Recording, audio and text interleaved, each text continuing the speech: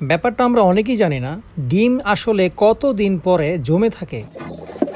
এখানে দেখি একটু চেক করে ভালো করে দেখেন, মাশাআল্লাহ অনেকগুলো ডিম আজকে দেখছেন। বরাবরের মতো দেখতেই পারছেন আমার হাতে রয়েছে আমার লফটের চাবি, এক কথায় একটা ফোন সাথে। তো এই ফোন দিয়ে আজকে চেক করবো মূলত যে কবুতরগুলো ডিমে বসা আছে ঠিক সেই কবুতরগুলো ডিম জমেছে কিনা। একটা সারপ্রাইজ রয়েছে, যখন আমি তালা খুলবো তখনই দেখতে পারবেন যে আসলে সারপ্রাইজটা কি। আরেকটা বিষয়, আমি কিন্তু একবার বলেছিলাম আমার ভিডিওতে যে কোয়েল পাখির ডিম কিন্তু হিটে জমে যায়, মানে এদের তাপ দিতে হয় না। ভালো করে দেখেন, এই হচ্ছে কোয়েল পাখির ডিম, আর এরা কিন্তু নরমাদি দুইটাই তার ডিমের পাশেই ছিল, তা দিচ্ছিল না, শুধু দাঁড়িয়ে ছিল।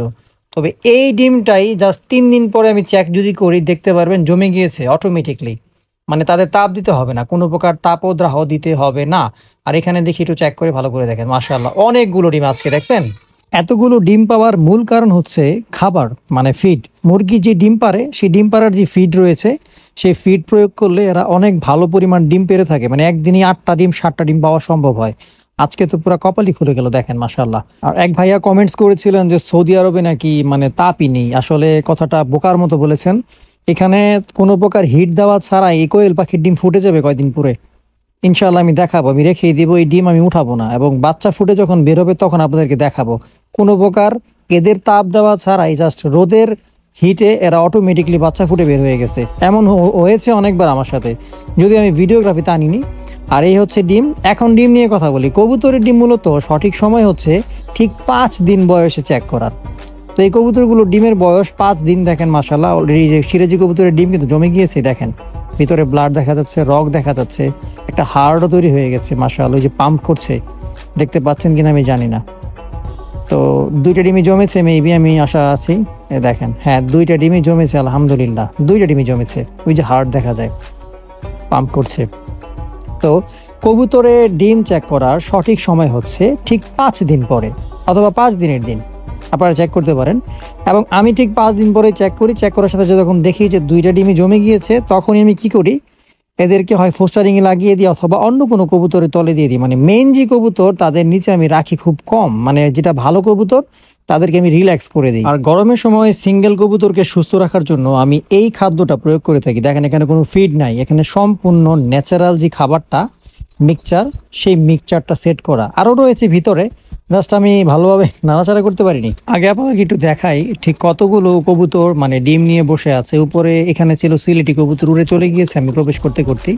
আর এদিকে দেখেন, এই যে দেখেন তুর্কিশ টামলার, এরাও ডিম পেরেছে। এই সিরাজি, এরাও ডিম পেরেছে। তারপরে নিচে রয়েছে আমার শিয়ালকুটি ফিমেল, এই যে দেখেন এরাও ডিম পেরেছে। তারপরে এই যে চলে গেল উড়ে এই গোল্ডেন মাদি, আর সাথে জিরা নর দেওয়া, এই যে এরাও ডিম পেরেছে। তারপরে যে নিচে সিরাজি, এরাও ডিম পেরেছে।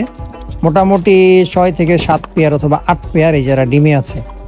তো প্রতিটা ডিমে আমি 1 বাই 1 চেক করে আপনাদেরকে দেখাবো যে কে কে ডিম পেরেছে পারেনি। যে আলিওয়ালা, এরাও ডিম পেরেছে। তো প্রতিটা কবুতরের ডিম আমি চেক করে দেখাবো। যদিও আমি এক হাতে ফোন ধরে আরেক হাতে চেক করার জন্য যেই প্রসেসটা, এটা অনেক লেন্দি প্রসেস হয়ে গিয়েছে।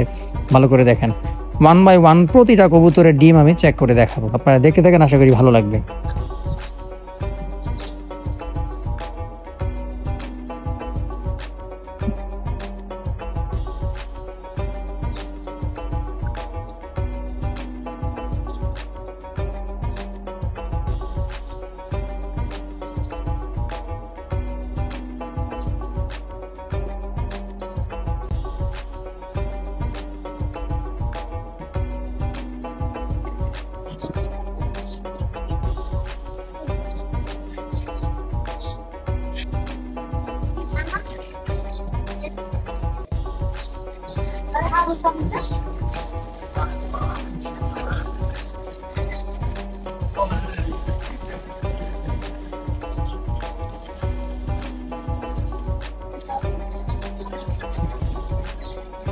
দেখেন কি করে